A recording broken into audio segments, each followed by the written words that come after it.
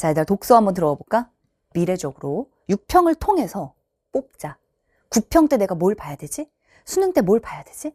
평가원은 대체 그동안 독서 지문들을 관통하는 일관된 기준, 선택지 출제 포인트 뭘 내고 있지? 여기에 오롯이 집중할게요. 그래서 물론 쌤이 그 마음은 알아. 막 너무 알고 싶어. 나 A의 주장을 막 너무 알고 싶어. 막 이 논리를 내가 정복하고 싶어. 그 눈빛 좋아. 자, 그 마인드 좋습니다. 근데 그 내용들을 알고 감동받고 속 시원하고 너무 좋지만 9평 때 이 내용은 안 나오지? 그래서 내용이 중요하지 않은 거야. 자, 내용을 안 보겠다는 얘기가 아니라 내용 중에서도 우리는 패턴을 볼 겁니다. 자, 평가원을 관통하는 이 패턴. 자, 의도쌤이 총평에서도 얘기했었지. 평가원은 무엇을 출제하지? 그 평가원에 반복되는 출제 요소 패턴과 선택지의 정보인 출제 요소. 요게 반복됩니다. 자, 그렇다면 우리는 오늘 사회, 과학기술, 인문지문 볼 건데, 자, 9평 때, 수능 때 또 나올 그 포인트에 집중해 보도록 하자. 가볼까? 자, 한번 들어가 볼까? 판서 보고 놀라지 않아도 돼. 일단 판서 내용? 내용 아닙니다. 우리는 어떤 사고를 해야 될지 이렇게 들어갈 거니까 내용 많지 않아. 자, 일단 사회 지문부터 한번 들어가 볼까? 정확히는 우리가 지금부터 볼 내용은 과두제적 정치에 관한 사회 지문을 보고 문제를 풀자? 아니지. 그거는 6평의 해설에서 딱 끝나는 거지. 미래로 가기로 했잖아요. 지금부터 우리는 사회 지문 9의 패턴을 볼 거야. 오케이? 그래서 쌤이 늘 강조하는 수능은 단 하나의 지문으로 절대 말할 수 없다. 얘들아, 이 지문은 6평이잖아. 하지만 6평은 스쳐가는 기출 중 하나야. 6평 전에 수능이 있었고 작년 9평이 있었어. 그 전에 6평이 있었지. 올해 9평이 있을 거고 올해 수능이 있을 거야. 그죠? 자, 이 전체를 관통하는 기준과 패턴이 있기 때문에 수능은 적용의 시험이야. 일단 적용하기 위해서는 이 일관된 패턴, 이걸 포착하는 게 핵심입니다. 이 일관된 패턴은 그래서 하나의 지문에서 끝나면 안 된다. 이 지문을 넘어서서 패턴을 뽑자. 가볼까? 자, 일단 사회지문 9의 특징 들어가 보도록 하겠습니다. 일단 4번은 전개방식. 전개방식 문제 의외로 틀리는 학생들이 있다? 반복적 틀리는 학생들이 있어요. 예를 들어 쌤의 제자 중에 2년 전에 여학생이야. 이 친구는 국어를 되게 잘해. 근데 꼭 문제를 틀려와. 뭘 틀리냐? 전개방식을 틀리는 거야. 그래서 본인도 자기도 이상한 거야. 남들 다 맞히는 걸 자기는 계속 틀리는 거야. 쌤, 저는 왜 이렇게 전개방식 다 틀리죠? 디테일은 너무 잘 봐. 근데 전체를 못 보는 거지? 그래서 그때 쌤이 했던 말이 있어. 야, 1문단 읽고 예측한 연습 계속해라. 1문단 읽고 전체를 예측하는 겁니다. 1문단의 기능은 딱 2개야. 첫째, 중심화제를 포착한다. 나는 지금부터 뭐에 관한 얘기를 읽게 되지? 1문단. 그리고 1문단 읽고 나면 대다수의 사회지문군, 과학기술지문군, 인문지문군의 패턴을 딱 보면 1문단 읽으면 전체가 보입니다, 보통. 그래서 이미 1문단을 읽고 내가 이 내용 보는구나. 시작돼. 그러면 다 읽고 나면 글이 딱 끝나요. 자, 1문단 읽고 예측한 연습 계속 해봐. 그래서 그 친구가 오답노트에 계속 썼던 말이 하나가 있어. 멀리 보자, 넓게 보자 이걸 계속 썼었어, 오답노트에. 무슨 조나단도 아니고. 널리 보자, 멀리 보자. 그리고 수능 때 커리어 하이를 받았어요. 그래서 지금은 고려대학교 행정학과를 잘 다니고 있습니다. 오케이? 자, 그러니까 4번 문제 틀린다. 어디에 집중한다? 1문단에 집중한다. 1문단 읽고 예측한다. 이 글은 어떻게 흘러가게 될까? 내가 지금 어떤 내용을 볼까? 여기에 좀 더 집중하자. 그리고 일단 독서 지문의 문단이 왜 다 쪼개져 있다 생각해? 문단이 쪼개져 있는 이유가 정확하게 있지.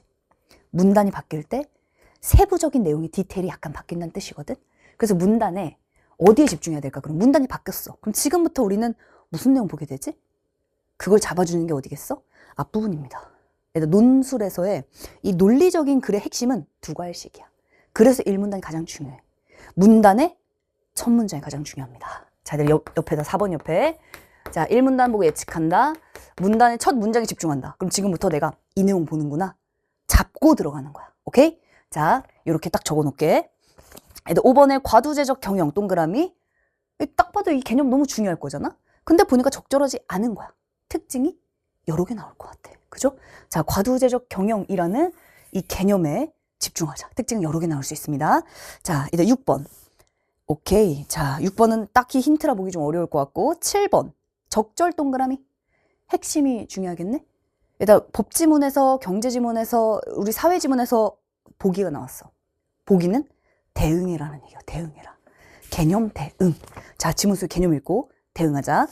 자, 일단 지문으로 한번 가볼까? 자, 그렇다면 사회 지문 군.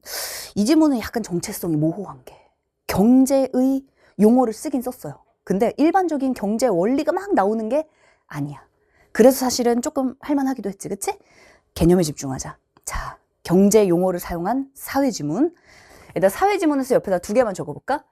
첫 번째, 사회 지문, 법 지문이든 경제 지문이든 우리가 사회에서 뭘 봐야 된다? 이렇게 주체가 여러 개로 쪼개질 때 주체를 체크해라. 옆에다 한번 적어볼게요. 주체라고 한번 써보자. 일단 주체 체크했어? 소수 경영진, 모든 주주, 사람 따라가야지. 그치? 주체가 여러 개일 때 주체를 잘 따라간다. 주체 체크. 법에서 가장 중요한 게 본래 채무자, 채권자. 경제야? 환율이야? 그렇다면 국가 둘 이상. 그지? 주체가 쪼개질 때 체크한다. 자, 그 주체를 꼭 기억해야 돼. 2번째. 이 지문은 가장 전형적인 문제 해결 패턴이에요. 그치? 일단 문제의 지점 핀을 꽂 때 정확히 봤어? 뭐가 문제지? 일단 뒤에 가면은 인문지문에 문제점 또 나오잖아. 그때는 문제가 진짜 문제지. 난도가 올라갔기 때문에. 하지만 패턴은 똑같다는 거야. 이 지문 쉽게 봤던 사람들도 꽤 있을 텐데 인문이나 아니면 다른 과학기술과 비교하면 사실 정보량이 많지도 않고 지문 딱딱 떨어집니다. 하지만 무엇을 묻지? 이게 똑같아요. 그래서 내가 뭘 봐야 되는지를 남기자. 오케이? 자, 이제 문제 해결. 자, 그리고 이제 요 내용은 쌤이 총평에서도 얘기했지만 문제점은 핀을 꽂 때 찾자. 해결책의 종류도 평가하면서 몇 가지? 2가지가 나왔어요. 2가지. 첫 번째, 사후적인 해결. 2번째, 예방책이 있어요. 요 문제를 경제와 연결해서 풀고 싶은 사람들은 21학년도 6평 문제를 푸시면 됩니다. 21학년도 6평. 자, 21학년 6평. 그 당시에 미시 건전성 정책, 거시 건전성 정책. 이때 정답 선택지가 둘 다 예방 맞아? 딱 요거였어. 그래서 얽혀있는 패턴들이 많이 있지만 핵심은 문제에 대한 해결, 뭐가 문제지? 해결의 방법은 뭐지?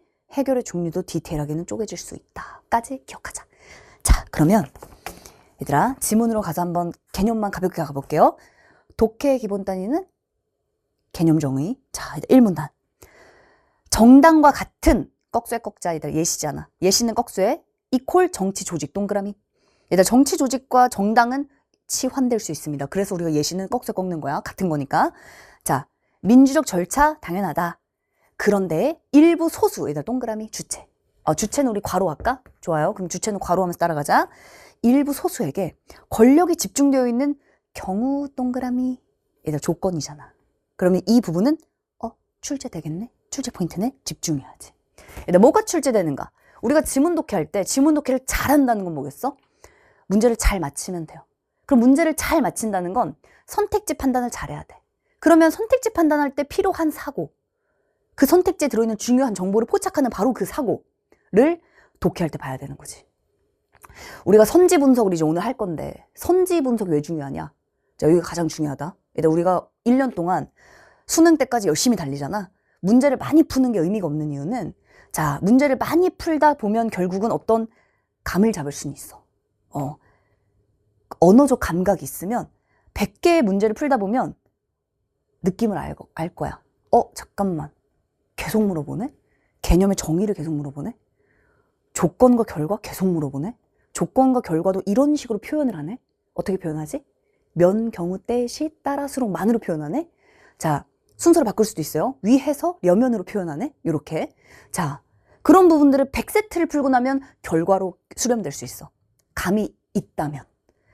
근데 일단 시간이 오래 걸립니다. 그리고 언어적 감각이 없으면 100세트를 풀어도 머리에 기준이 남는 게 없어.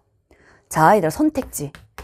선택지는 랜덤하지 않고 자격 있는 정보로 이루어져 있다 했잖아. 쌤이 늘 봄봄과 별에는 밤에서 가장 강조하는 거. 언제나 해설에서 가장 강조하는 거. 선택지의 정보를 봐야 된다. 이 선택지에 있는 정보가 바로 중요 정보야. 그러면 우리는 선택지를 딱 보고 잠깐만 이 문제를 물어봤는 우리에게 예를 들어 자, 얘들아 6번에 정답 선지 가볼까? 2번 선지 가볼까요? 자, 6번의 정답이 2번이야. 스톡 옵션은 경영자의 성과 보상에 미래 주식 가치에 관련되는 점에서 주식 평가 보상금과 차이가 있다. 중간에 쪼개잖아. 딱 쪼갰을 때, 2가지를 쪼갰을 때 공통점과 차이점 맞아? 를 물어봤어요. 둘의 차이점이 아니라 둘의 공통점이라서 정답이 2번이야. 그러면 아, 이래서 답이 2번이구나. 둘 다 미래 주식과 관련이 있구나. 에서 끝나면 안 된다는 거지. 둘 다 미래 주식과 관련이 있네? 잠깐만. 그렇다면 이후에는 쪼개질 때 공차를 봐야 되는구나. 그래서 쪼갤 때 쌤이 늘 공차에 집중하라고 얘기를 하시는구나. 그렇다면 공차를 내니까 우리가 독해할 때 보는 거야. 자, 선지를 분석한 이유는 딱 하나입니다. 선택지에서 계속 반복적 나오는 이 출제 요소들, 이 정보가 다음번 지문 독해의 전제가 되는 거야. 이 말 이해가 돼? 오늘 6평의 선택지를 쭉 보면 선택지들에서 물어보는 포인트가 있잖아? 그게 의도잖아요? 그 의도를 우리가 가져가야 되는 이유는 뭐냐면 다음번 독해할 때 조건이 바로 그겁니다. 다음번 독해할 땐 걔를 보는 거야. 오케이? 자, 그럼 지금 우리의 의도는 알았을 거고 가보자. 자, 일단 1문단에 그럼 정당과 같은 쌤이 예시를 꺽쇠거끌한 이유도 알겠지? 나온다는 얘기예요. 선택지에. 선택지에 늘상 나와왔다는 얘기야. 정당 대신에 정치 조직이라 써 있을 수 있고 정치 조직 대신에 정당이라 써 있을 수도 있어. 치환이 가능하다. 선택지는 이걸 치환해서 써놓는다. 오케이? 자, 그래서 꺽쇠 하자. 자, 이는 소수에게 권력이 집중되어 있는 경우, 조건, 적지 않다. 이러한 현상을 흔히 과두제라 한다. 이들 과두제 동그라미, 개념 정의. 1문단은 굉장히 간단해. 과두제의 개념, 그리고 언제가 과두제이지? 조건. 그지? 개념과 조건. 다음 문단 바로 가자. 그러면 당연히 과두제에 대한 얘기를 할 거야. 그죠? 자, 가볼까? 모든 주주, 얘들 모든 동그라미 100%. 100%라 적자. 자, 100%는 굉장히 중요한 출제 요소라고 했어요. 모든, 모두, 항상, 만 이런 것들. 모든 주주가 상호협력 관계, 균등 행사, 이를 공동체적 경영이라 부른다. 동그라미, 공동체적 경영, 동그라미. 자, 굉장히 좋을 때네. 공동체적 경영의 정의에 집중하자. 근데 기업의 규모가 성장하고 다양해지면 소수, 얘들 동그라미. 벌써 뭐가 부딪혀? 주체가 부딪히지. 모든 주주일 때와 지금 소수일 때 주체가 바뀌었잖아. 소수의 의사결정에 따른 수직적 경영으로 효율성을 지향하는 과두제적 경영, 동그라미 대비되네요. 뭐가? 개념이. 뭐가? 주체가. 적어야지 그걸 옆에. 그 옆에다 이렇게 여백의 해시태그 뭐가 다르지? 일단 개념이 달라. 이 개념을 확인하는 핵심 정보 중 하나는 주체의 차이가 있다는 거야. 일단 주체 엄청 중요합니다. 주체 딱 써놓자. 오죽하면 법지문의 3요소가 뭐야? 주체, 조건, 결과. 그치? 자, 딱 적어놓자. 좀 더 가볼까? 자, 과두제적 경영은 그럼 지금부터 우리는 5번 문제를 생각해야지. 5번 문제가 이제 이런 특징들이 많이 나올 거잖아? 자, 과두제적 경영은 역시 소수 동그라미 주체 봐야죠. 소수의 경영자가 이루어진 경영진이 권한과 정보 독점, 운영하는 것을 말한다. 역시 개념 정의네. 지문 속에 정의가 하나라고 누가 그래? 평가원이 그러디? 아니, 평가원은 개념 정의, 이 단어의 뜻을 설명하는 모든 건 다 개념 정의예요. 그 부분이 나올 걸 아니까 우리는 각인하고 집중하는 거야. 알겠지? 자, 지금 준비하고 있지? 이제 펜을 딱 들고 쓰면서 가보자. 자, 그럼 좀 더 가볼까? 3문단은 이 과두제적 경영의 특징들이 쭉쭉 나옵니다. 그러면 지금 과두제적 경영 이런 특징들을 가지고 있구나. 자, 어렵지 않으니까 다음 문단 넘어갈게. 그런데 대체로 주주의 수가 많으면의 동그라미 조건이잖아. 주주의 수가 많으면 개별 주주의, 그러니까 개별 주주는 한 명이잖아. 개별 주주의 결정권이 약하고 소수의 경영진이 기업을 장악하는 힘은 크다. 이를 이용하여 소수의 경영진이, 소수 동그라미 주체, 소수의 경영진까지 주체, 사익에 치중한 면의 동그라미. 얘가 지금 조건과 결과가 얼마나 중요한지 다시 느꼈지. 쌤이 분명 6평 지나면 면 경우 때의 시 따라 수록만을 다시 한번 말하게 될 거다 라고 얘기했었잖아요. 얘가 조건. 치중한 면, 결과 어떻게 될까? 다수주주, 동그라미, 주체. 이익이 침해되는 폐해가 나타날 수 있다. 오케이, 옆에다 적을까? 문제점이네.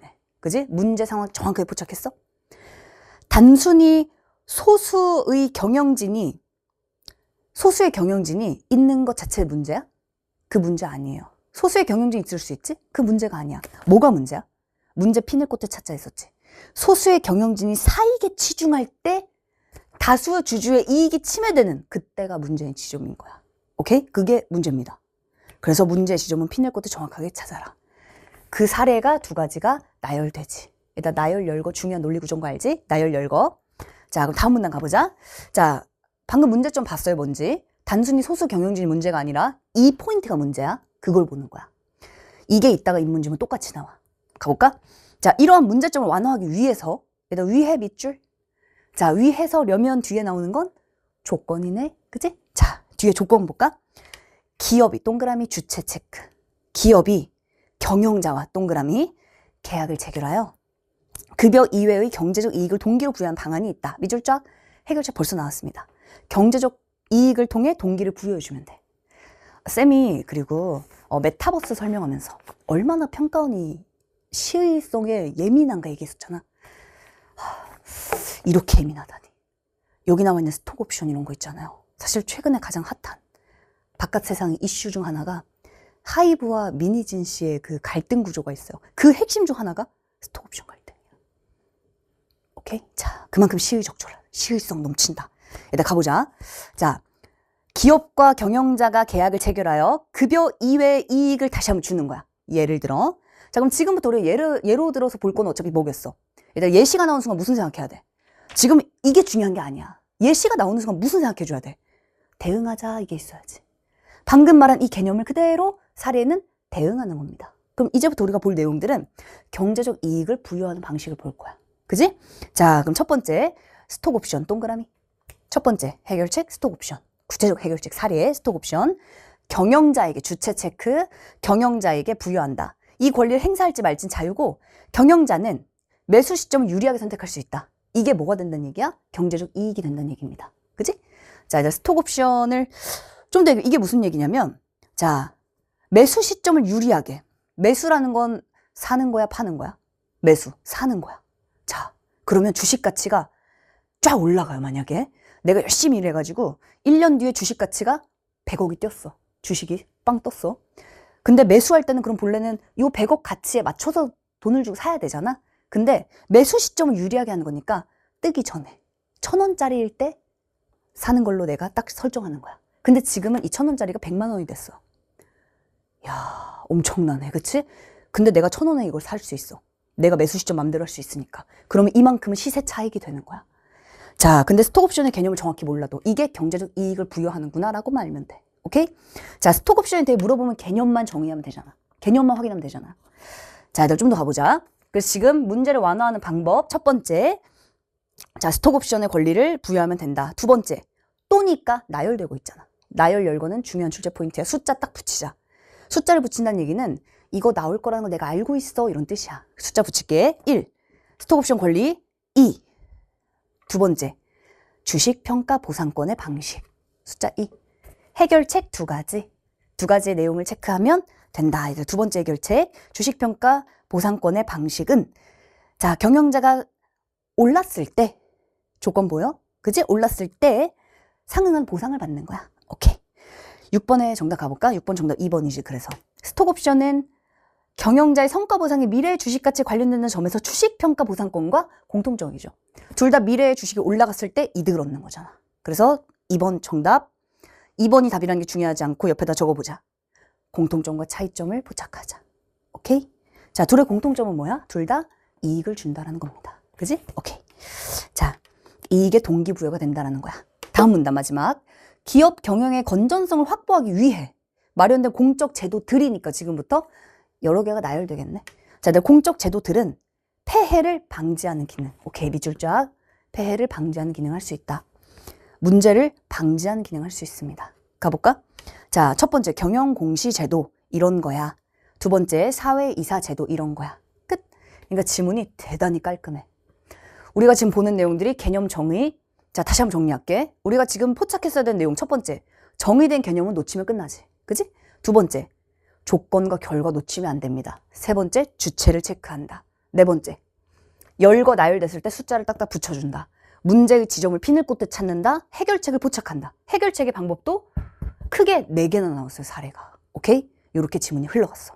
그러면 이 내용은 안 나오겠지만 다음번에 방금 말한 문제, 지점 피늘 꽂듯 찾고 해결책, 조건과 결과, 나열되는 내용들을 그대로 선택지 안에 이거 다 나올 거야. 우리 본본 공부할 때, 기출 공부할 때 쌤이 나온다 했었던 포인트 벗어난 거 단 한 개도 없어. 오케이? 자, 이 내용들을 남겨놓자. 그래서 답이 중요하지 않다. 일단 5번 가볼까? 일단 5번 선택지 정답 5번이야. 경영진과 다수 주주 사이에 이해가 일치한 경우에는 일단 5번 옆에다 적자. 쌤이 총평에서도 딱 얘기했는데 5번을 틀렸다는 얘기는 뭘 안 봤다는 얘기야? 5번 다시 한번 가보자. 이해가 일치한 경우에는 기업 가치가 훼손될 위험성이 높아져. 옆에다 적자 땡땡. 문제점이네. 이거 문제점 맞아? 그걸 찾으면 돼요. 이게 그냥 지나쳤다면 문제의 지점을 피낼 것도 보지 않았다. 문제 상황 지문수가 하나밖에 없는데 소수의 경영진이 사익에 치중한 면 다수의 이익이 침해되는 이게 문제야. 그러면 경영진과 다수 주주 사이 이해가 일치하면 아무 문제 없죠. 그지? 5번. 문제 상황 그 자체를 피낼 곳대 찾자. 심지어 지문 속에 조건과 결과로 그대로 보여주기까지 했어. 너무 중요해! 막 얘기하고 있잖아. 나 좀 봐줘! 이거랑 똑같은 거. 나 좀 봐줘! 쌤이 집에 고양이를 키우거든? 근데 고양이가 관종이야, 약간. 되게 혼자 있는 거 좋아하잖아. 근데 또 막 어쩔 땐 관종이야. 아마 오늘도 이따 쌤이 밤에, 오늘도 아마 새벽에 들어갈 텐데, 새벽에 딱 들어가면 일단 문 앞에 딱 기다려. 그래서 쌤이 딱 들어온 순간 두 발로 서요. 그러더니 고양이가 야옹이 아니다. 이래. 나 좀 봐줘. 나 좀 봐줘. 얘들아 봐주자. 오케이? 자, 그래서 5번 틀린 사람들 이거 잡지 않으면 9평대 또 틀리고 이따가 입문에서 또 틀리게 돼 있어. 딱 적어놓자. 문제의 지점을 피낼 곳에 포착하자. 이 패턴은 늘 반복됩니다. 오케이? 자, 이제 6번은 공차 포착하자. 그리고 1번 한번 봐봐. 1번. 스톡옵션의 권리를 가진 경영자는 자, 스톡옵션이 뭔지 모른다고 쳐볼게. 만약에 개념을 봤는데 나 경제 용어 내가 잘 몰라. 그래서 이해가 잘 안 됐어. 1번 던지 봐봐. 미리 정해놓은 것보다 하락하더라도 손실을 입지 않을 수 있어. 그럴까? 이거 경제의 원리 하나도 필요 없어요. 당연하지. 왜냐? 이건 이익을 주는 거였잖아. 이익을 주는 것에 대응되는 사례 중 하나가 스톡옵션 권리를 주는 거예요. 그러면 스톡옵션의 권리는 당연히 이익이야. 그럼 손실을 입지 않는다? 당연히 맞는 말이지. 이해돼? 1번 옆에다 적어놓자. 개념, 대응하자. 사례는 개념을 그대로 대응하는 겁니다. 자, 그러면 1번 당연히 맞는 말이지. 스톡옵션이 뭔지 몰라도 배경지식이 필요 없다 이거야. 근데 이제 쌤이 이제 굉장히 강조하느라고 필요 없다 이 얘기는 없어야 돼 이게 아니야. 알지? 있으면 잘합니다. 있으면 좋아요. 특히 경제는 비슷한 것들이 많이 출제가 돼. 그래서 쌤이 별에는 밤에서는 빈출되는 개념들 묶어놨잖아. 근데 빈출된 개념들 알아놓으면 확실히 도움 많이 됩니다. 오늘 인문 논리 지문 있잖아? 그 논리 지문이 뭐랑 비슷하냐면 논리실증주의자와 포포 있잖아. 우리 별에는 밤 했었던 그 인문 지문. 거기 나왔었던 분석명제, 종합명제. 사실 연결되거든. EBS보다 훨씬 연결 기출에 더 많이 됩니다. 이 얘기는 반드시 내용을 알아야 돼는 아니고 알아놓으면 해석이 수월할 수 있어. 하지만 필수 조건 아니에요. 필수 조건은 뭐냐? 이 패턴이 필수 조건이야. 얘가 필수 조건, 얘가 필수 조건이야. 독해하는 방법, 걔를 남기자. 오케이? 자, 일단 7번 한번 열어볼까? 그럼 7번은 적절 핵심이네? 근데 우리가 볼 거는 사실 많지가 않아. 과두제적 경영? 혹은 뭐 공동체적 경영? 뭐 이런 것들입니다. 일단 읽어볼까? X사가 뭔지 알면 돼. 그럼 X사는 둘 중 하나 아닐까? 과두제적 경영이거나 공동체적 경영이거나 혹은 과두제적 경영이어도 문제가 없을 수도 있어. 그지? 자, 일단 읽어보자. 핵심만 볼게요. 하나, 둘, 세 번째 줄. 주주들이 모두 함께 경영진이야. 밑줄 쫙. 이거 맞아? 아닌 것 같은데, 그치? 자, 모든 주주들이 모두 함께 경영진이 되어서 동등한 결정권을 보유하였으나 소수의 주주만으로 바뀝니다. 그럼 지금부터 이제 과두제인가? 소수의 주주만으로 경영진 구성하였어. 그러니까 주체가 중요하지. 그치? 소수 경영진. 그럼 과두제가 될 조건을 만들어줬어. 보자. 자, 근데 주기적 다른 주주들로 교체됩니다. 그러면 사실은 소수의 경영진이긴 하지만 주주들이 돌아가면서 하는 거야. 그러면 과두제적 경영처럼 이 소수의 경영진에게 어떤 권리가 몰빵돼서 이들이 막 자기의 이익을 위해서 할 수 있는 그런 문제 조건은 절대 될 수가 없겠네. 그지? 그래서 마지막 줄에 전체 주주가 중요한 사항은 공동 의결한다. 굉장히 수평적 구조입니다. 그죠?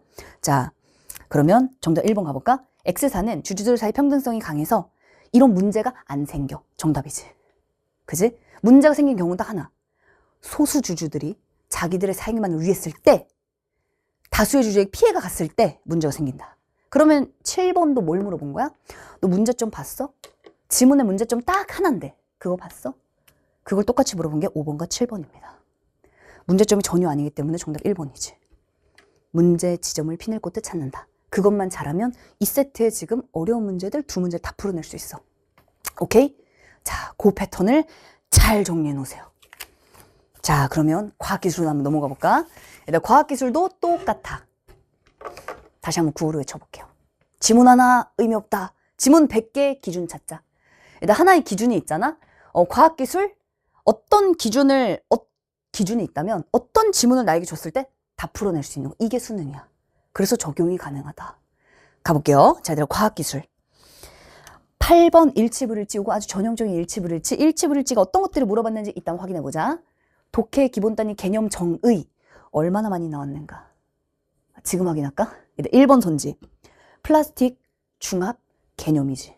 개념 정의 그냥 그대로. 그래서 독해할 때 개념 정의된 단어를 각인하는 거야, 머릿속에. 이게 중합이네. 이게 플라스틱이네. 내가 알고 있는 플라스틱 말고. 지문 속에 정의된 플라스틱의 개념. 그대로 써 있습니다. 그지? 자, 2번도 봐. 에틸렌 분자. 단일 결합, 이중 결합 모두 존재해. 에틸렌 분자의. 자, 이제 뒤쪽의 내용 간단히 보겠지만 구조, 그리고 개념.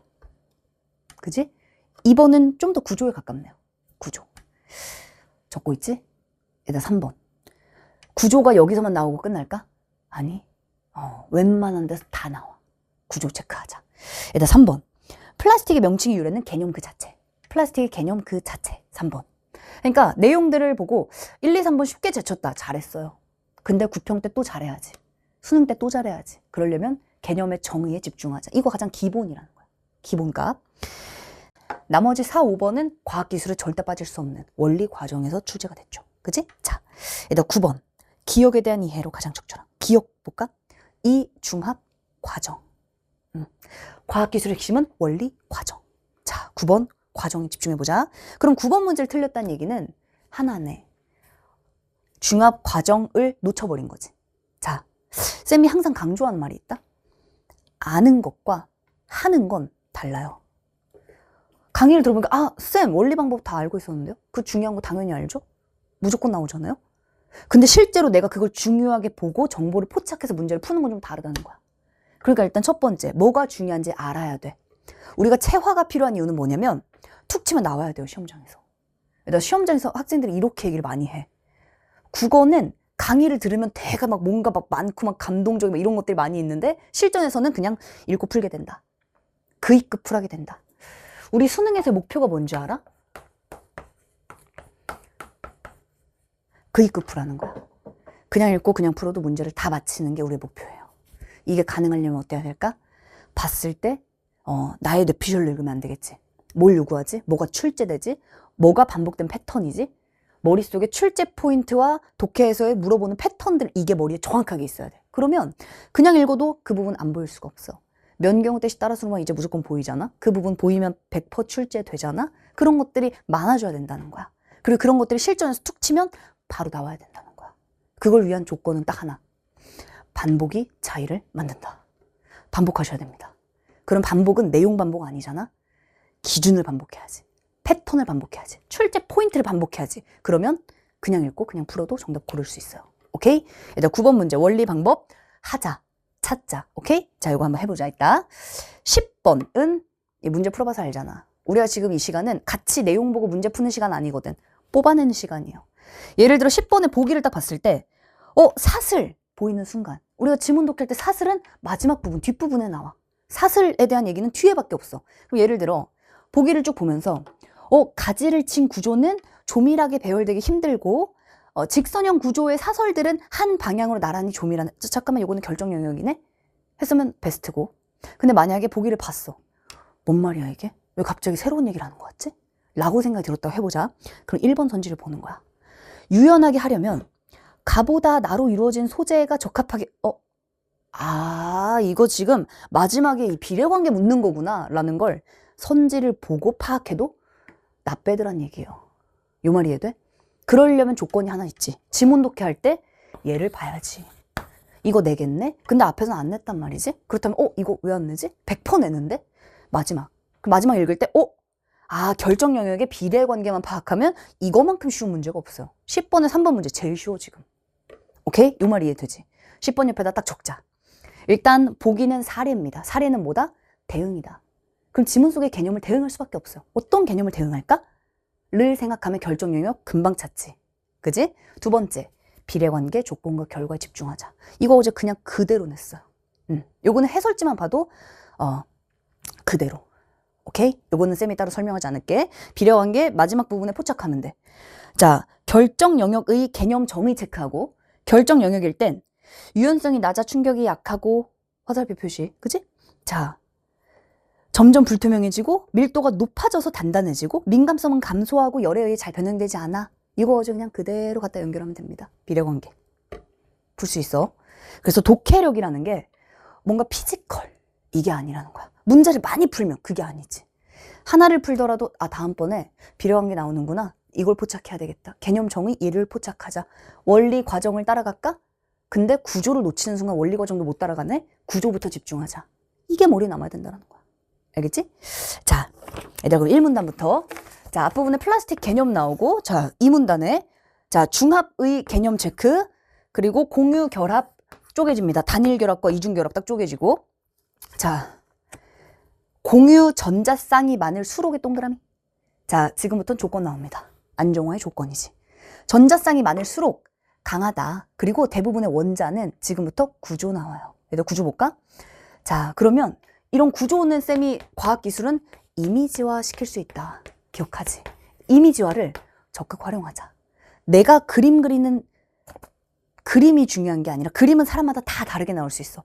누군가는 되게 멋들어지게 뭐 이렇게 탄소, 화학 이 지식이 좀 있으면 쌤은 좀 오래돼서 까먹었지만 이런 걸 이렇게 연결해서 멋지게 이렇게 할 수도 있습니다. 근데 쌤은 이렇게 안 그렸어. 사람마다 그리는 건 다 달라. 쌤은 그냥 이렇게 그렸습니다. 탄소. 여기 전자들이 이렇게 넷이 붙어 이렇게 그렸단 말이야. 관계없단 말이지. 그지? 자, 탄소. 가장 바깥 전자 껍질이다. 밑줄 쫙. 원자의 가장 바깥 전자 껍질 밑줄 쫙. 위치 봐야지. 자, 그럼 패턴을 이쯤에서 다시 한번 정리해볼까? 자, 쌤이 시작이 끝이다라고 얘기했어요. 왜냐? 플라스틱은 단위체인 작은 분자가 수없이 반복 연결되는 중합을 통해 만들어진 거대 분자로 이루어져 있어. 이 문단 첫 번째 줄. 플라스틱의 개념 정의 그 자체가 현상이지 그냥. 플라스틱이 이렇게 이루어져 있어. 이거 우리가 바꿀 수 없어요. 그래서 과학은 이미 앞에 결과를 줘. 그러면 플라스틱은 이런 거야. 이건 바꿀 수 없어. 이런 것을 만들기 위한 과정을 볼까? 이렇게 들어간단 말이지. 기술이라면 마이크는 목소리를 증폭시켜서 끝까지 보내는 거야. 는 그냥 목적이에요. 결과야. 이 목적을 만들어내기 위한 마이크는 그렇다면 어떻게 목소리를 증폭시키지에 대한 과정을 따라가는 게 결국 과학기술이다. 그러니까 내가 어딘가로 목적지를 갈지 짚고 가잖아. 이거 안 바뀐다는 거야. 오케이? 자, 그래서 이 글은 내가 다 읽으면서 쌤 제가 뭘 보고 있는지 모르겠어요. 이 얘기는 많은 걸 하지 마세요. 1문단 다시 봐. 앞부분 다시 보고 내가 뭐 보고 있지? 지금 현상이 뭐지? 이 기술의 목적이 뭐지? 이걸 위한 원리 방법을 지금부터 인과적 따라갈 거야. 근데 좀 복잡한 이유. 구성 요소가 많거든. 마이크도 하나 같아 보이지만 이 안을 열어놓으면 건전지도 있고 칩도 있고 다양한 게 많습니다. 각각의 구성 요소들은 전부 다 기능을 가지고 있어. 기능이 없다면 그냥 빼야지. 그지? 자, 다들 기능을 가지고 있습니다. 플러스 구조를 가지고 있어요. 자, 쌤이 이렇게 말하는 건 지금까지 기술 지문 군의 패턴, 과학 지문 군의 패턴에서 이렇게 출제했기 때문이야. 자, 기능과 구조에 집중하자. 그러면 A는 이런 기능, B는 이런 기능, 이게 다 연결됐을 때 결과 다시 처음으로 돌아간다. 끝. 이렇게 지문이 끝난다는 거야. 자, 이 지문도 중간에 자, 플라스틱의 종류인 폴리에틸렌은 이런 거야. 왜 이런지 과정을 쭉 알려준단 말이야, 우리한테. 그래서 다 보고 나면 이래서 폴리에틸렌이 되는구나. 끝. 이렇게 지문이 끝나요. 그러니까 이 글을 읽으면서 내가 지금 뭘 읽고 있는지를 충분히 객관화시킬 수 있다는 얘기야. 존재하고 있어. 자, 해설이라 좀 딱딱한가? 자, 얘들 해설. 얘들 고3 때 지금 고3 수험생, 재수생, N수 나이가 몇 살이든 나보다 어리잖아. 쌤이랑 비슷해. 쌤도 청춘이야.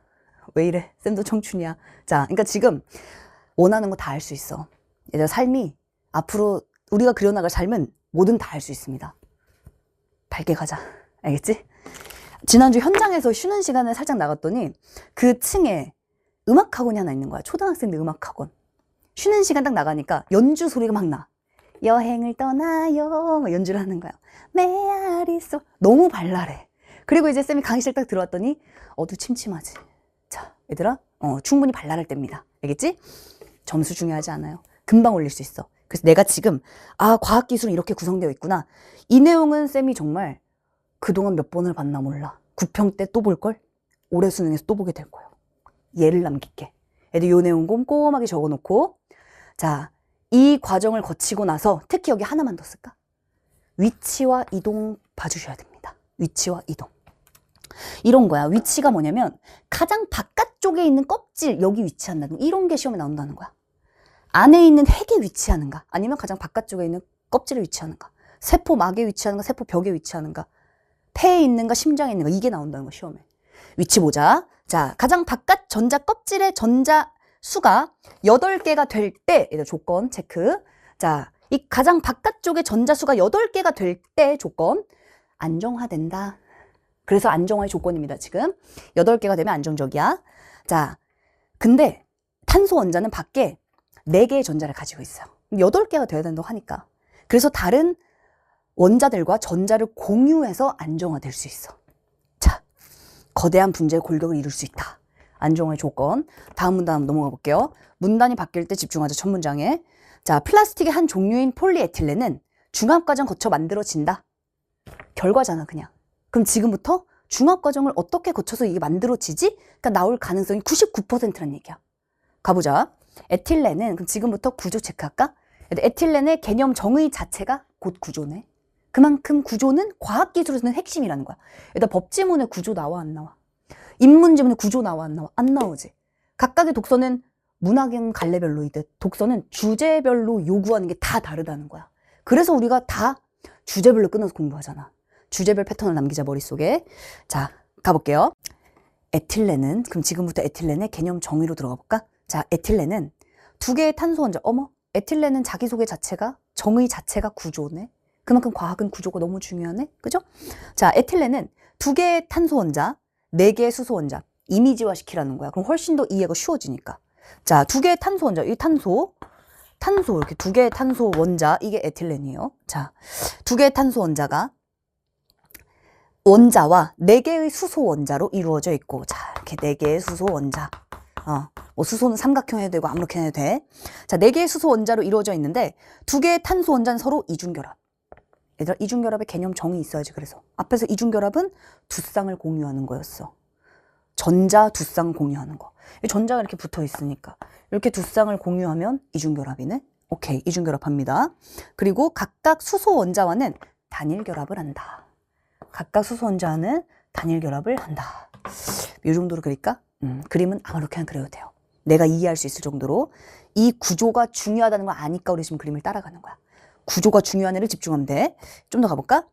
자, 그렇다면 이제 요런 상태입니다. 그리고 이 결합이 이렇게 돼 있잖아. 근데 이 중에 하나는 좀 탄탄하고 나머지 하나는 끊어지기 쉬워. 이 정도 구조입니다. 가볼까?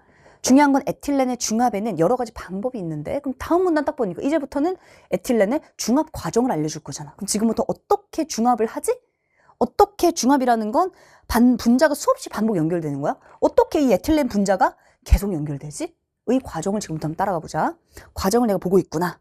가보자. 그중 하나는 과산화물 개시제를 사용하는 것이다. 이걸 통해 어떻게 쭉 연결되는지 한번 가보자.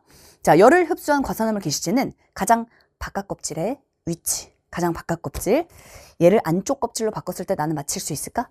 를 생각하면 돼. 그래서 위치를 보라는 얘기예요. 자, 그러면 얘는 바깥에 이렇게 7개의 전자가 있어. 자, 7개의 전자가 있는 불안정한 상태. 당연히 불안정하지. 안정의 조건 딱 하나밖에 없으니까 8개일 테니까. 그치? 7개니까 불안정해. 자, 불안정한 상태의 원자를 가진 전자로 분해된다. 이 불안정한 원자는 어떻게 얘네를 연결시킬까를 볼 거야, 지금. 자, 이 불안정한 상태, 이 불안정한 원자는 안정화되기 위해서 방법 하나, 8개가 되면 돼요, 전자가. 그치? 안정화되기 위해 에틸렌이 가지고 있는 탄소의 이중 결합 중에 더 약한 결합을 끊어버리네. 그치? 지금 과정 보고 있어, 우리가. 딱 끊어버리면서 에틸렌의 한쪽 탄소 원자와 전자를 공유하면서 단일 결합합니다. 자, 하나를 딱 끊어버리고 자기가 인터셉트 하는 거야. 이해되지? 그래서 딱 끊고 나랑 손잡아 이렇게 딱 데려오는 거야. 오케이. 자, 나랑 손잡아. 자, 그러면 다른 쪽 원자 얘는 무슨 죄야? 얘는 갑자기 안정적으로 있다가 갑자기 딱 끊어지면서 불안정한 상태가 되는 거죠. 이해되지? 자, 따라서 불안정한 탄소 원자가 생성돼. 그럼 얘도 어떡하지 하다가 옆에 있던 다른 애 약한 거 딱 끊어버리고 자기가 데려오는 거야. 이게 연쇄적 반복되는 거네. 이게 바로 과정이네요. 얘들아, 이 과정은 쌤이 이제 가끔 과학지문 수업을 하다 보면 수업 때도 이제 이런 얘기를 하거든. 자, 오늘 생원 나가자. 자, 물투 나가자. 이런 얘기를 쌤도 우스갯소리로 합니다. 근데 우리는 사실 지금 과학 시간이 아니라 국어 시간이라는 거. 그지? 그래서 이 개념은 누구나 다 알 수 있다는 얘기야, 지금. 얘들, 이 과정이 중요하네? 이 과정이 이해가 안 갔다. 그러면 구조를 잡지 않아서예요. 9번 문제 틀린 이유는 딱 하나. 구조가 안 잡혀 있으면 과정을 따라갈 수가 없지. 그지? 그리고 사실 9번 문제는 그렇다면 이 구조를 통해서 과정을 이해하면 사실 정답은 굉장히 수월해지잖아. 자, 9번 문제 틀렸다는 얘기는 구조화시키자. 얘들 구조화시키면 내용 지문 이해가 훨씬 쉬워져. 딱 끊어내고 자기가 손잡아. 얘 불안정하잖아. 그럼 옆에 있는 애가 있잖아. 딱 끊고 손잡아. 그래서 자기는 또 연결해. 근데 또 같이 있던 쌍 중에 한 명은 또 무슨 죄야? 걔도 불안정하니까. 또 그 옆에 있는 애를 딱 끊어내고 자기가 연결해. 이게 이어지는 게 바로 사슬이란 얘기네. 그지? 자, 그러면 끝까지 쭉쭉쭉 가면은 끝에도 불안정한 애가 있겠네요. 그런 사슬이 총 2개의 사슬이 만들어지면 끝에 불안정한 애 있으니까 둘이 만나면 되겠네. 그래서 끝난다는 얘기야. 이게 과정이야. 너 과정이 중요하다 알지 말고 하자. 첫 번째, 구조를 체크하면 되고. 과정 찾기가 어려운 사람들이 있어. 그럼 잘 들어봐. 쌤, 저는 과정이 어렵습니다. 첫째, 구조화시켜라. 둘째, 과정이 길지? 끊어 읽으세요. 그래서 잠깐만, 첫 번째 이렇게 일단 끊어내. 두 번째, 자기가 손잡아. 세 번째, 불안정한 애가 옆에 남아있겠네. 네 번째, 걔는 다른 애 손잡아. 다섯 번째, 또 불안정한 애 있겠네. 여섯 번째, 반복된다. 끊어가자. 과정은 무조건 봐야 돼요. 과학기술 핵심이야. 그치? 자, 얘들 할 수 있다. 자, 그럼 끝났어, 이 글은. 기억, 이 중합과정 거치면 고분자 화합물이 된다. 어때? 지문 끝났잖아. 폴리에틸렌 됐잖아. 이게 시작이 끝이란 얘기야. 폴리에틸렌은 이렇게 이루어져 있어. 지금부터 가볼까? 결과 나왔지? 그럼 끝났잖아. 이해돼? 오케이. 자, 다음 문단 마지막. 결정 영역. 개념 체크. 결정 영역은 이제 사슬이 요런 게 사슬이라는 거 우리가 알았고, 결정 영역의 개념. 자, 결정 영역이라는 건 사슬들이 일정한 방향 나란히 배열되어 있는 거야. 밑에 있는 내용들은 그대로 비례관계입니다. 자, 그럼 8번에 4번도 보면 과산화물을 게시제로 쓰면 분해되면서 안정해진다. 일단 두 가지를 딱 적어보자. 정답 4번이고요. 첫째, 과정 체크 못한 거지. 그지? 원리 과정. 심지어 첫 번째 단계야. 이건 놓치면 안 되지. 첫 번째 단계인데. 첫 번째 단계를 놓쳤다는 게 두 번째, 세 번째, 네 번째 다 이해가 안 갔을 수 있겠지. 첫 번째 단계부터 쪼개면서 과정의 첫 부분을 보셔야 됩니다.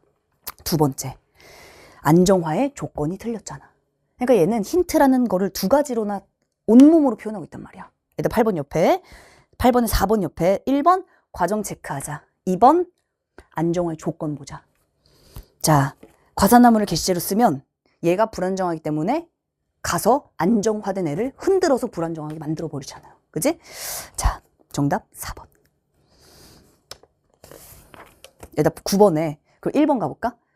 성장 중의 사슬. 과정이지? 그 양쪽 끝에서 불안정한 탄소 원자 생성이 아니라 뭐가 틀린 거야? 손잡고 끝에 하나지. 한쪽 끝이죠. 그래서 정답이 1번이네. 그러니까 얘는 원리 과정 그 잡채. 오케이? 자, 정답 1번. 그래서 답이 이래서 1번이다 말고 과정 연습하자. 다른 질문 똑같이 열어놓고 과학기술은 다 이게 있어요.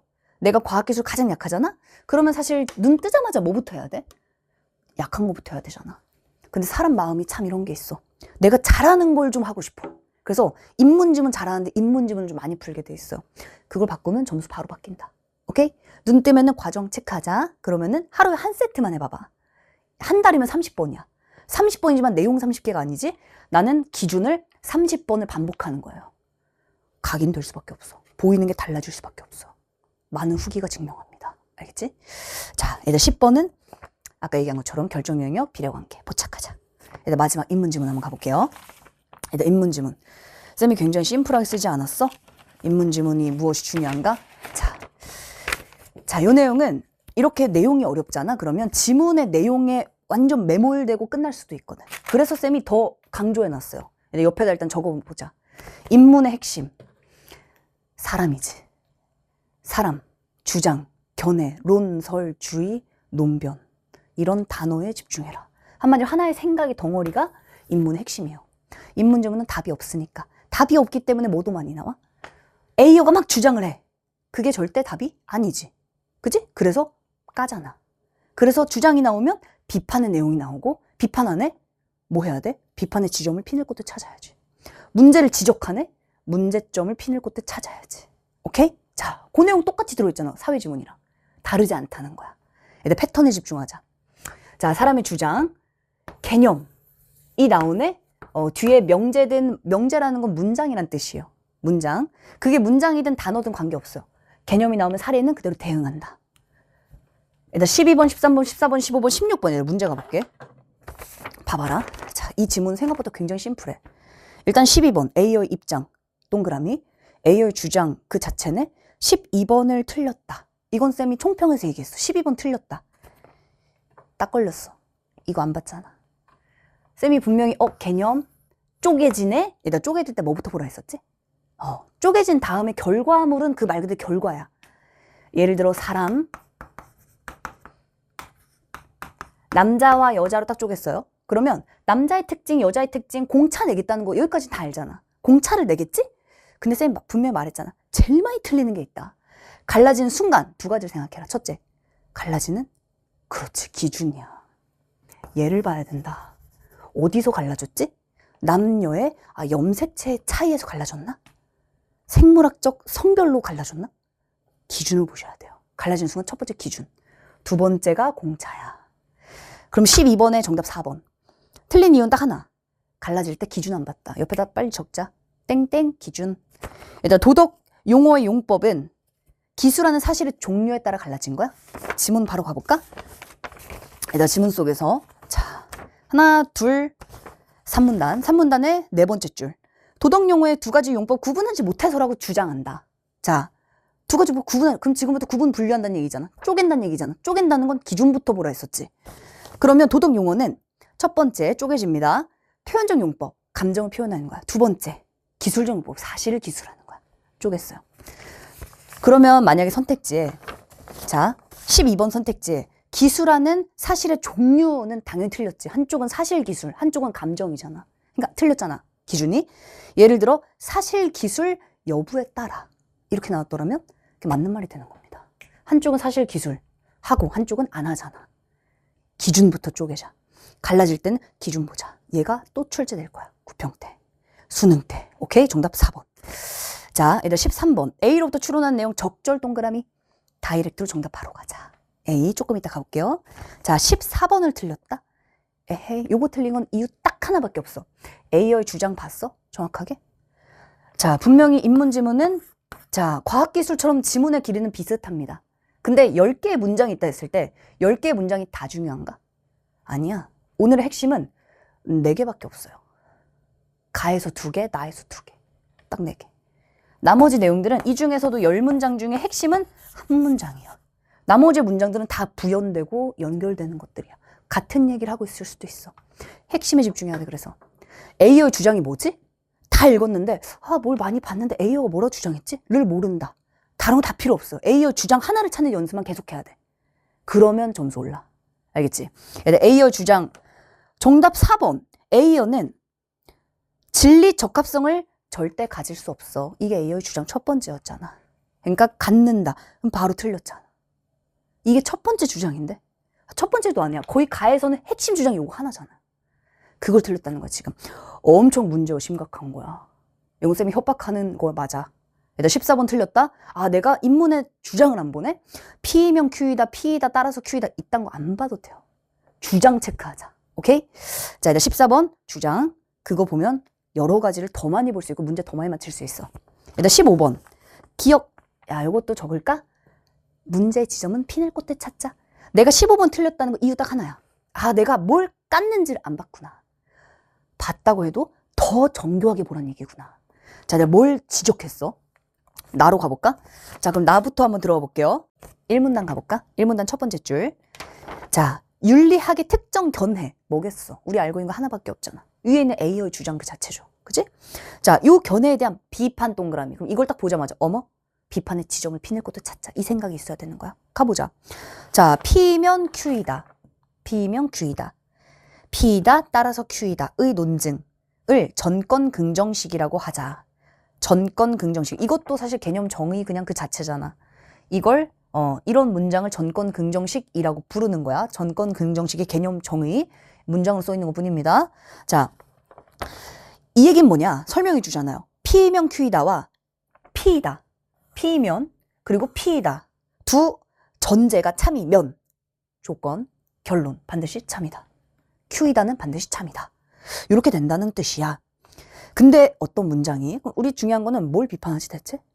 자, 어떤 문장이 단독으로 진술된 경우에서는 감정이나 태도를 표현할 수 있지만 그 문장이 조건문이라면 그럼 지금 우리가 알고 있는 건 얘네밖에 없잖아. 그대로 대응하는 거야. 그러니까 봐. P이다. 이게 하나의 그냥 단독 문장이네. P이면은 조건문이지. 그지? 자, 그러면 그대로 개념 대응하라는 얘기입니다. 자, 일단 대응해볼까? 단독 진술된 경우는 감정, 태도 표현할 수 있어. 근데 조건문이야? 그렇지 않아. 이 얘기네. 좀 더 가볼까? 자, 귤은 맛있다. 하지만 귤이 맛있다면 귤은 비싸다. 이렇게 되면 이거는 선호가 되지 않아. 비판의 지점으로 계속 가야 돼. 대체 뭘 비판하는 거지? 다 빌드업이잖아 지금. 그치? 뭘 비판하는 거지? 자, 이해. P. 오케이. 전권 긍정식의 P 요거. P.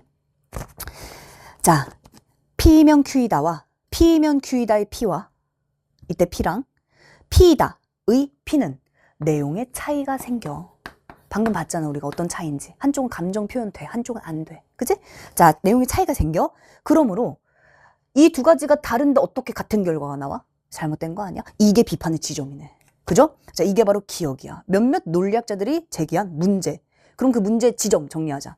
뭐가 문제라는 거야 지금? P의 내용이 다르잖아. 이게 문제라는 거네. 이게 문제의 지점 그 자체네요. 이해돼? 얘들아 문제점 정확하게 표시하자. 그러니까 읽으면서 뭐가 중요한지 아는 게 중요하잖아. 그 중요한 포인트가 또 출제될 거니까. 내용이 안 중요해. 근데 무엇을 지금 지적하는지는 반드시 찾으셔야 돼. 자, 그래서 옆에다 다시 한번 문제 지점을 피낼 곳을 찾는다. 내가 그걸 못했기 때문에 15번 틀렸구나. 일단 15번. A어의 윤리학 견해가 옳다면 자, 기억. 1번 선지를 봐봐.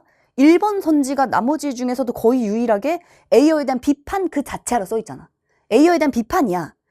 전권 긍정식이 직관적으로 타당해 보이는 그게 문제라는 거야?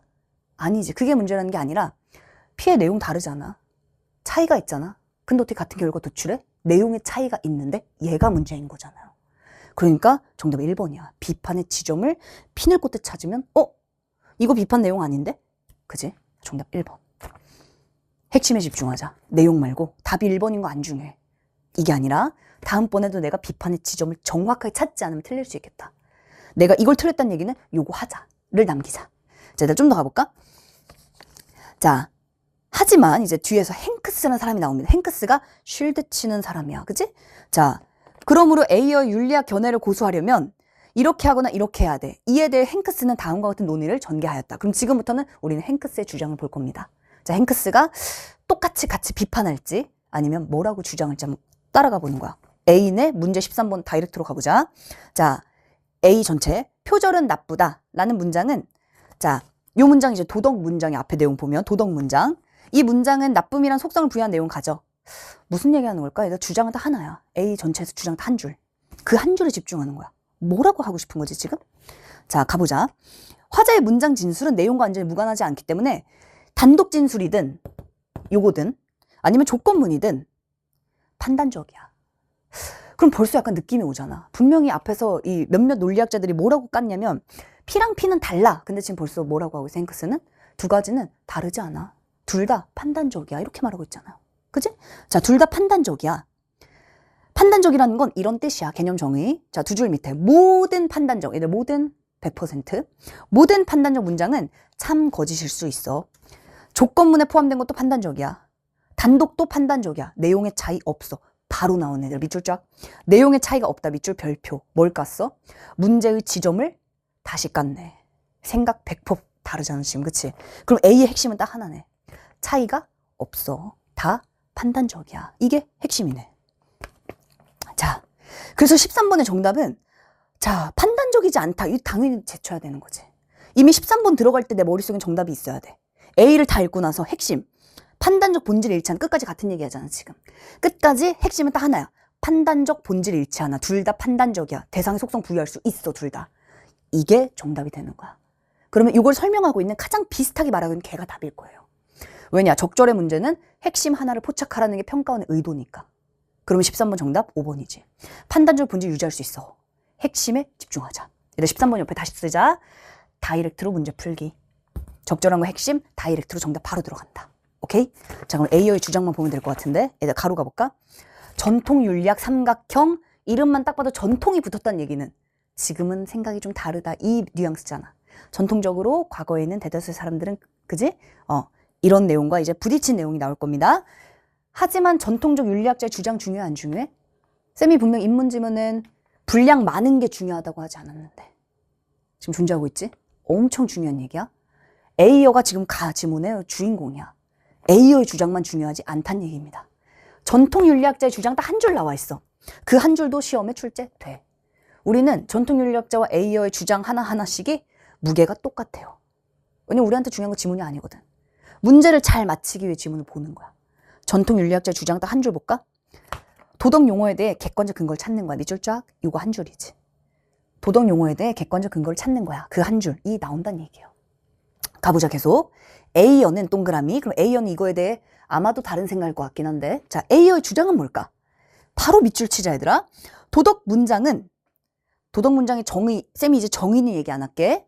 도덕적 옳고 그름에 관한 문장 인 이콜 도덕 문장 동그라미. 이게 정의지. 진리 적합성 즉 역시 이콜 진리 적합성의 정의입니다. 지금부터 참거짓일 수 있다는 성질을 갖지 않는다라고 주장한다. 주장 하나가 핵심이라고 했어. 그러면 그냥 읽고 뭔 말인지 모르지만 그냥 가보자. 끝나지. 그지? 다시 한번 짚어야지 주장을. 핵심은 딱 한 줄밖에 없잖아. 도덕 문장은 참거짓의 성질을 갖지 않아. 이렇게 정리하고 넘어가야지. 참거짓 갖지 않아. 다음 문장 가봐봐. 진리적 합성을 갖는 모든 문장. 잠깐만요. 그럼 진리적 합성 갖는 이 모든 문장에 누구는 포함되지 않을까? 도덕 문장 포함 안 될 거잖아. 이미 주장 나왔잖아. 그지? 자, 모든 이 진리 적합성 갖고 있는 모든 문장은 분석 명제와 종합 명제로 쪼개져. 얘다 쪼개지네. 구분 분류하자. 공차 체크하자. 이렇게 따라가는 거야. 쪼개질 때 기준이 뭐지? 공차 체크하자. 분류하자. 하지만 얘는 도덕 문장은 아니야. 이미 결과는 나와 있으니까. 다음 문장 가보자. 자, 도덕 문장은 감정과 태도를 표현해 정서적 의미를 갖는다고 주장한다. 얘들아, 두 번째 주장입니다. 그 첫 번째는 진리적 합성 갖지 않아. 참거짓 안 돼. 두 번째, 정서 표현이야. 이게 끝이야. 가지문. 그지? 이걸 가지고 나머지는 여기에 넣어서 연결해 나가는 겁니다. 개념 정의, 사람의 주장 그 자체, 문제 지점을 피늘 곳에 찾는다. 그 다음에 개념 대응한다. P이면 Q이다. 여기서 뭐가 전건이지?